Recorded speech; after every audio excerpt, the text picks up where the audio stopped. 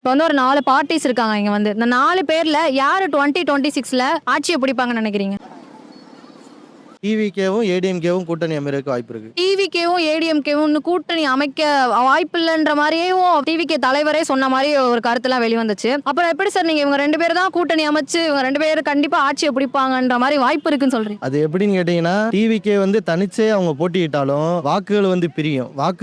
இப்ப சப்போஸ் அவங்க இதுல வந்து ஒரு எம்எல்ஏ சீட்ஸ் வராங்க அப்படின்னா, இப்படி இவங்க எல்லாம் பிரிஞ்சு பிரிஞ்சு போட்டியிட்டாங்கன்னா அதுல வந்து இந்த தொங்கு சட்டமன்றம் மாதிரி வர்றதுக்கு வாய்ப்பாயிரும். அதனால வந்து ஜெயிச்சதுக்கு அப்புறம் வேணா இவங்க சப்போர்ட் பண்ணி அவங்களுக்கு வர சீட்ல இப்ப கூட்டணி இல்லைனாலும் சப்போஸ் எலெக்ஷன் நெருங்குறப்ப வந்து கூட்டணி இருக்கும். அப்படி இல்லைன்னா எலெக்ஷனுக்கு அப்புறமும் கூட்டணி இருக்கிறதுக்கு வாய்ப்பு இருக்கும். இவங்க 2 பேரும் கூட்டணி அமைக்கலனா நீங்க யாருக்கு சார் சப்போர்ட் பண்ணுவீங்க 2 பேர்ல? நான் ஏடிஎம்கே, இப்ப டிவிகே சொல்றேன். டிவிகே ஏன்னு சொன்னா அவங்களுக்கு பின்னாடி இப்போ ஒரு யூத்தோட சப்போர்ட் இருக்கு. யூத்தோட சப்போர்ட் இருக்குன்னு சொன்னா அவங்க சினிமால இருந்து வந்ததுக்காக காரணம் இல்ல. இப்ப இருக்கிற யூத் வந்து சினிமா செலிபிரிட்டியும் பாக்குறாங்க.